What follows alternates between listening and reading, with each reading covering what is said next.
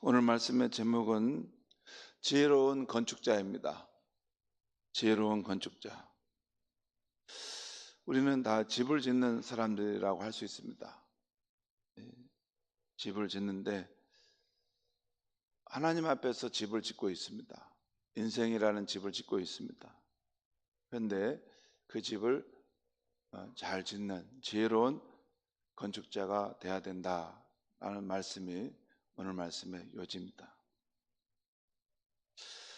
오늘 말씀에는 이 교회 사역자는 하나님과 교회 앞에서 어떤 존재이며, 그리고 각 사역자의 사역 결과는 종말의 날에 불로 검증받게 될 것이라는 말씀이 나오고 있습니다. 이 불로 검증받는다는 것은 심판받는다, 해를 받는다 그런다기보다는 각 사역자가 일한 것, 수고한 것에 대해서 이것이 어느 정도 충성된 것이냐, 이것이 어느 정도 천국에서도 인정할 만한 가치로운 것이냐 하는 것을 검증받는다는 것이에요.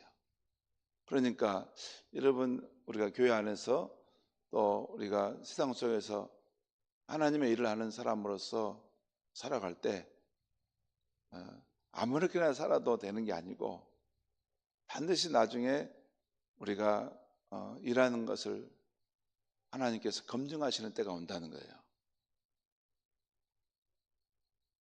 검증하시는 때가 반드시 오셔서 그때 이제 우리가 검증을 받게 된다는, 거기에 따라서 우리가 상을 받기도 한다는 것입니다.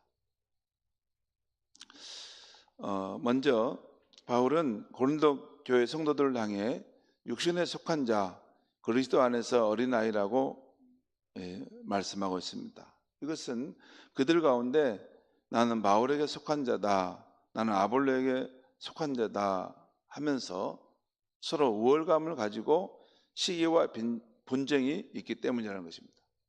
나는 바울에게 속하고 나는 아볼로에게 속하고, 이런 게 당파를 나눈 것은 뭘 말합니까? 세를 이렇게 불리는 것도 있지만 더 우월한 집단을 이렇게 자꾸 세워서 차별을 두려고 하는 거죠. 하나님 보실 때는 다 도토리 키재기입니다. 거기서 거기입니다. 항상 사람들 사이에서는 누가 더 똑똑하고 좀 더 괜찮은 것처럼 여겨지지만 하나님이 보실 때는 딱 두 가지입니다. 첫째는 하나님이 주셨기 때문에 저렇게 살고 있고, 또 하나는 하나님 앞에 다 부족한 죄인이라는 것입니다. 그 이상도 그 이하도 아닙니다. 사람들이야 뭐 이렇게 저 사람들 재벌 3세구나, 저 사람 굉장히 세상에 높은 사람이구나, 그 모든 것도 하나님이 주셔서 받은 것입니다.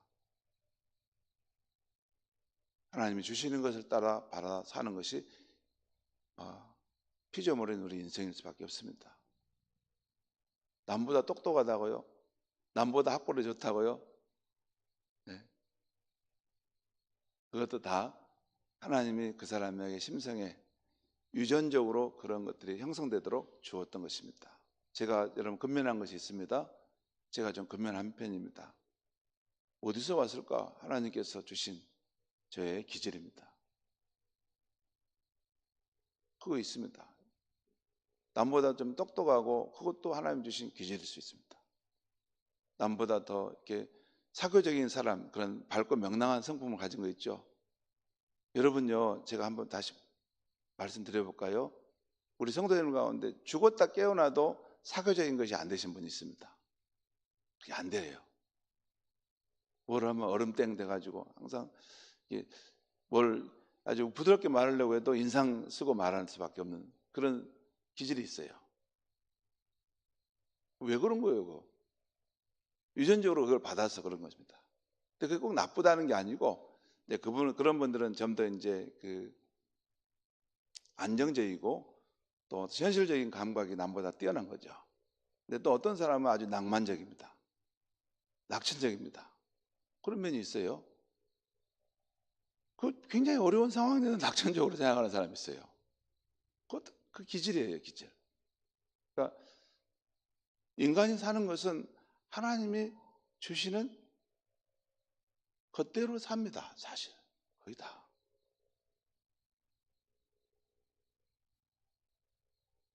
그래서 뭐 너무 우쭐거릴 것도 없고 너무 잘났다고 내세울 것도 없어. 하나님께서 받아서 주신 대로 산 것인데 재벌 3세라고 자기가 똑똑해서 그 돈 다 번 겁니까? 아니죠. 그런 거 없어요. 하나님 앞에서 인간은 딱 두 가지입니다. 첫째는 하나님이 주시는 대로 살아가는 것이고, 두 번째는 부족한 죄인이라는 것입니다. 그래서 하나님을 늘 이렇게 의지하고 하나님의 은혜를 힘입어서 살아가야 될 존재라는 것이죠. 그런데 뭐 누구에게 속한 거다 하면서 내가 너보다 낫다 이런 생각을 한다는 것이죠. 그것이 그들의 육신에 속한 자라는 것입니다. 여기 1절에 나오는 신령한 자, 곧 영에 속한 자와 육신에 속한 자라는 말씀은 성령을 받은 성도의 상태를 말하는데요. 그러니까 이 신령한 자나 육에 속한 자나 둘 다 성령을 받은 성도를 말합니다. 그런데 성도가 성령의 통치를 받고 있는가, 아니면 세상적 가치와 육신의 동기에 의해 지배받는가 하는 차이가 있어요. 여러분, 우리가 성도라면 하나님 주신 성령을 받았어요. 그런데 성령 충만하여 성령께서 통치하고 다스리는 그런 하나님 나라의 질서가 세워진 삶을 사는 사람이 있는가 하면, 성령을 받았지만 성령의 활동을 인정하지 않으므로 그냥 세상적 가치와 육신의 동기가 그의 삶을 지배하는 형태가 있죠. 그렇습니다. 다 자기 스스로 돌아보면 알 수 있어요. 다 성령을 받았는데 성령 충만하지 않으면 이 세상적 가치와 육신적 동기로 내가 어떤 일을 막 하고 또 그것에 의해서 우쭐거리고 또 낙심하고 그러는 것입니다. 그랬을 때 이 성령의 통치를 받은 사람은 영에 속한 사람, 또 세상적 가치나 육신의 동기의 지배를 받은 사람은 육신에 속한 자, 그리스도 안에 있는 아직 어린아이라 말씀을 지금 하고 있는 것입니다. 그 다음 말씀은 이것이 1절에서 4절까지 나오는 것이고, 그 다음 말씀은 하나님의 사역자인 아볼로와 바울이 도대체 어떤 사람인가를 설명하고 있는 것입니다. 이것이 5절에서 9절까지 말씀에 나와요. 제가 한번 설명해 드리겠습니다. 5절입니다. 그런즉 아볼로는 무엇이며 바울은 무엇이냐? 그들은 주께서 각각 주신 대로 너희로 하여금 믿게 한 사역자 되리니라. 이 아볼로, 바울은 하나님이 세우신 사역자라는 거예요. 너희들로 하여금 믿음을 갖도록 하는 그 일을 위한 사역자로 세워졌다는 거예요. 그런데 여기 중요한 단서가 있어요. 그들은 주께서 각각 주신 대로, 정확한 표현이 나왔죠. 어떤다고요? 하나님께서 각 사람에게 주신 대로 있다는 거예요. 그 주시는 것을 따라서 일하는 사역자를 뿐이라는 거예요.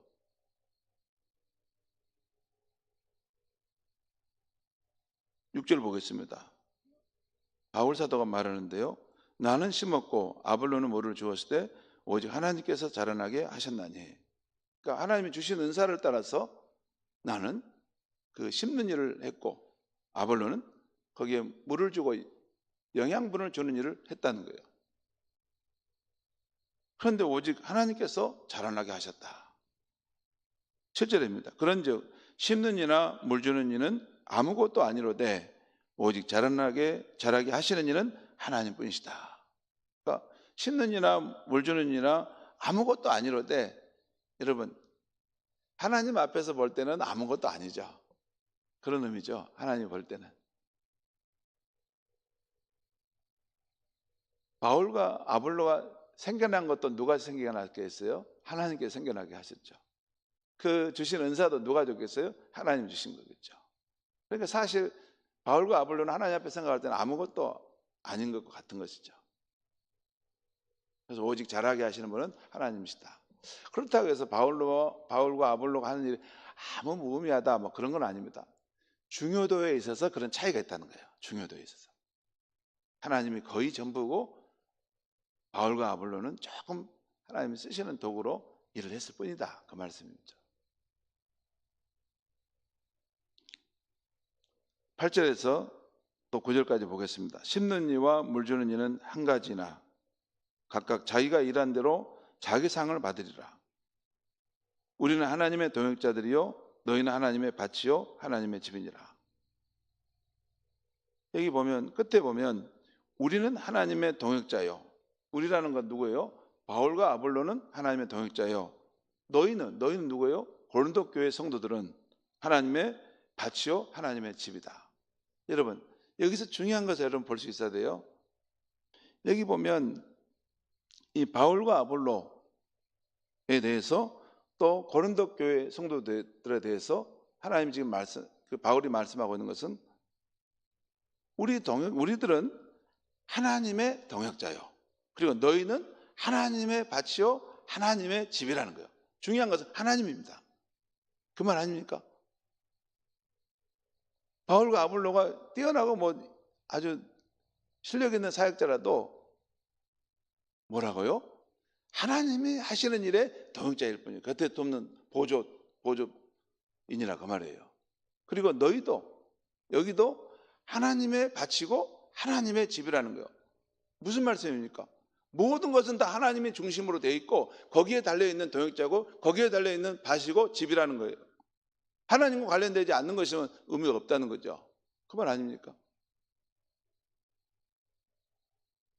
아무튼 심는 이와 물 주는 이가 한 가지로 때가 되면 각각 자기가 일한 대로 그 자기 상을 받는데 그것도 누가 줍니까? 하나님께 주는 거죠. 그러니까 하나님께서 상 주려고 일을 시키는 거예요. 그리고 일이 끝나면 또 하나님께 또 상도 주는 거예요.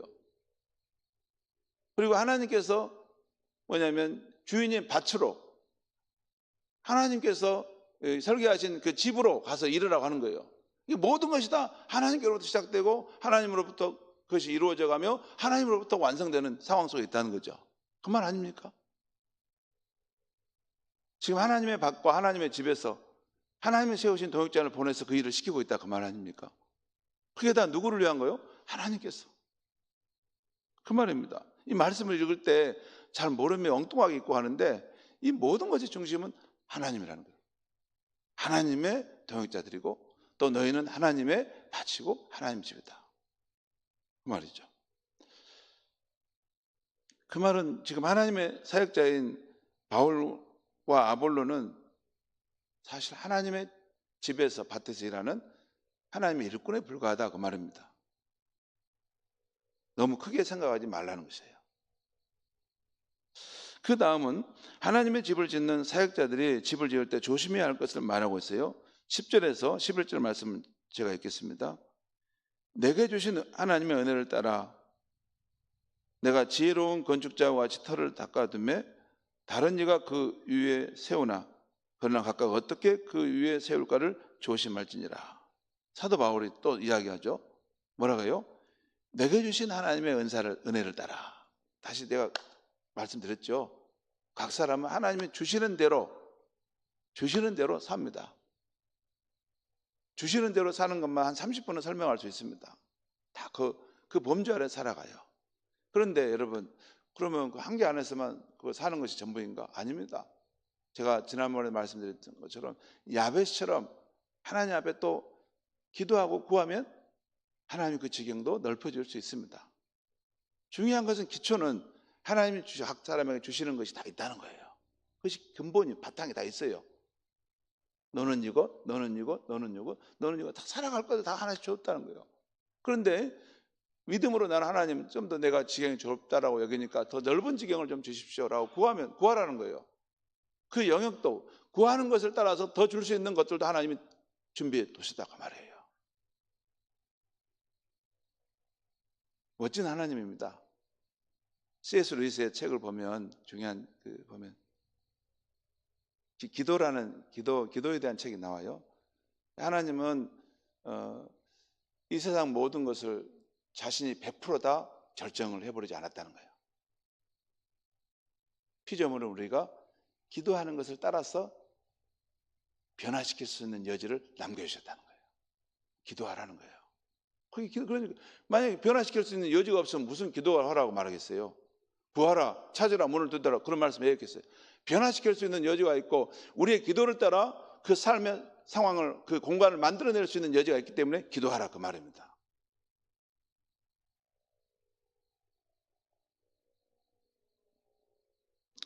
여기 하나님이 주신 그 하나님 그 은사가 각 사람에게 있다는 거예요. 그걸 따라 살아가되 더 구할 것은 더 구하라 그 말이죠.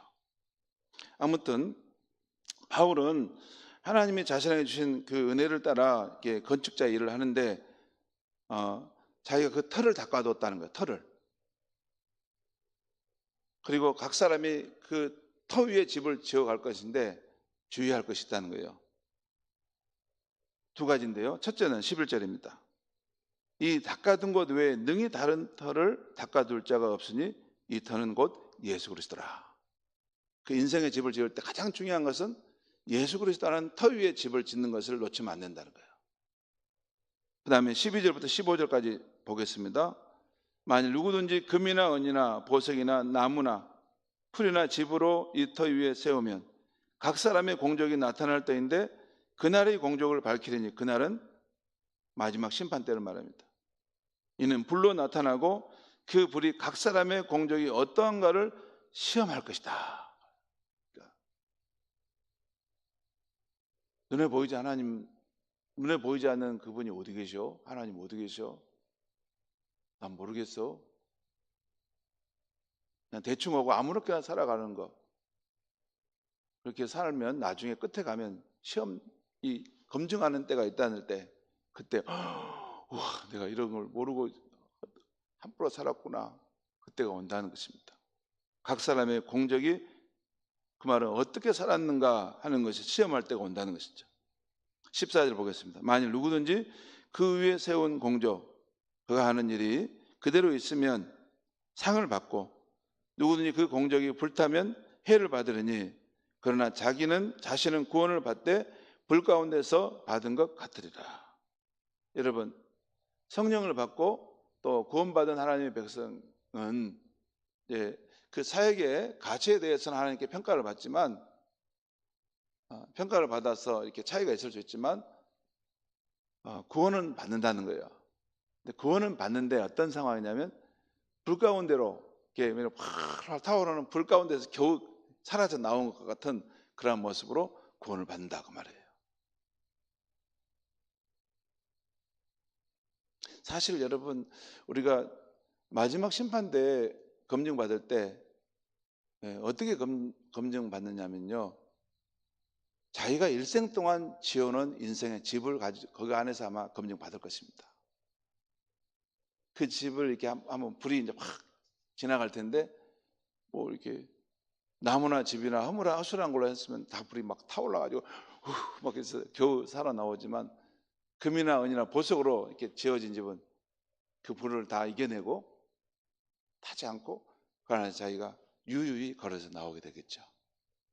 저와 여러분이 검증받을 때 금이나 은이나 보석으로 지은 이 집을 인생의 집을 세움으로 그 유유히 걸어 나올 수 있기를 바랍니다. 이거 뜨거워 불이 막 타오르는 막 꺼져가는 불타서 막 이렇게 무너져가는 집에서 막 겨우 탈출해 나오는 것 말고 지금 그 말씀이에요. 성도 여러분, 오늘 말씀을 통해서 하나님께서 우리에게 주시는 영적 교훈은 무엇인가?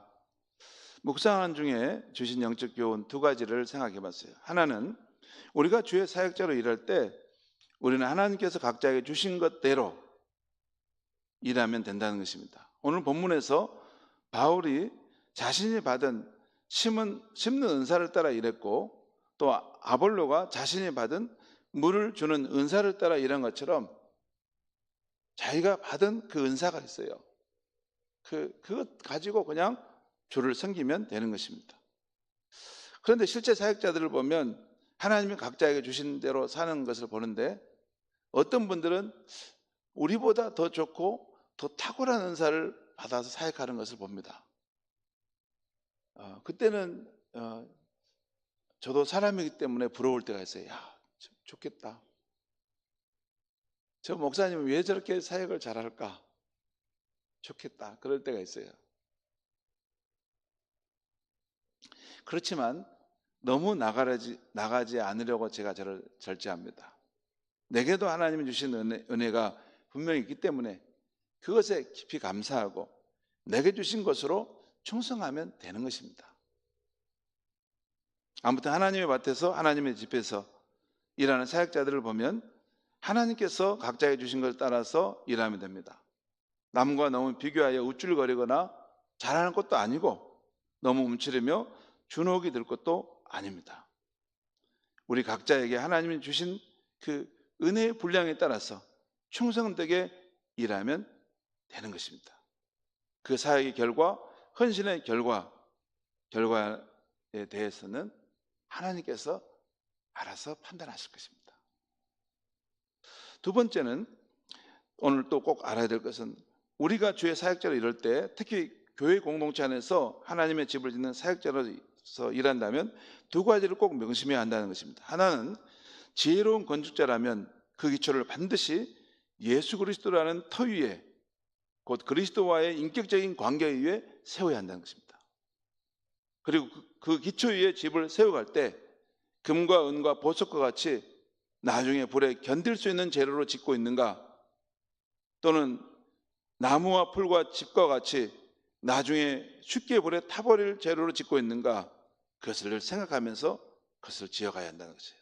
왜냐하면 마지막 날에 우리가 하고 있는 그 모든 일이 반드시 검증받게 된다는 것이에요.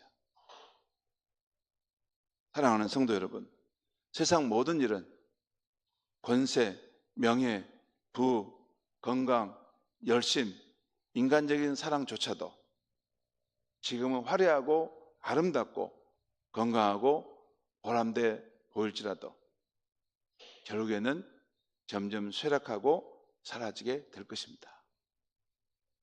이번에 선거 끝났죠?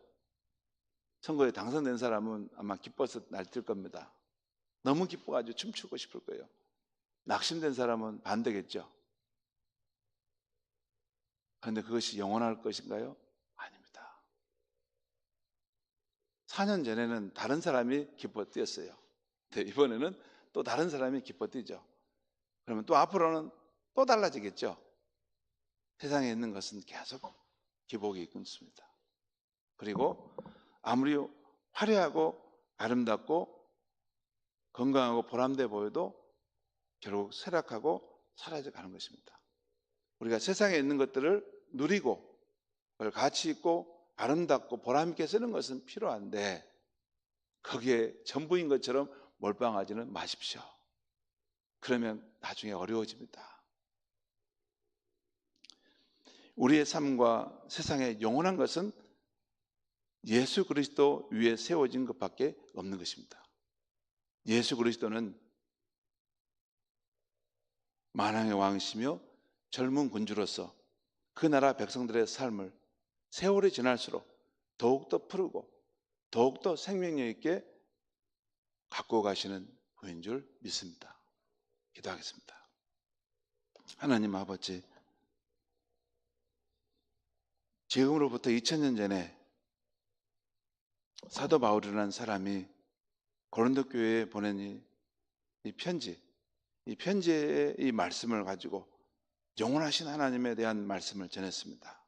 하나님 아버지, 바울이 말하기를 우리는 다 잠깐 있다 사라져가는 하나님의 동역자요 하나님의 밭이요 집을 짓는 것일 뿐이고 오직 하나님만이 영원한 분이시고 하나님께서 우리의 유한한 삶의 모든 것을 마지막 때에 검증하신다는 말씀을 들었습니다.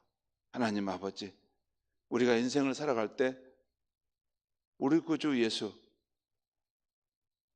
영원하신 왕이신 그분에게 우리의 삶의 토대를 두고 살게 하시고 그 위에 인생의 집을 지어가는 우리의 삶이 되게 하여 주시옵소서. 그래서 마지막 때 이 세상도 그 문명도 그 나라도 국가도 모든 것이 소멸되고 오직 하나님의 나라만 우뚝 서 있을 때 우리가 의지하고 신뢰했던 예수 그리스도의 그 기반 위에 우리가 세운 집들이 견고하게 세워져가는 그런 복된 인생의 삶을 살게 하여 주시옵소서. 예수님의 이름으로 기도합니다. 아멘.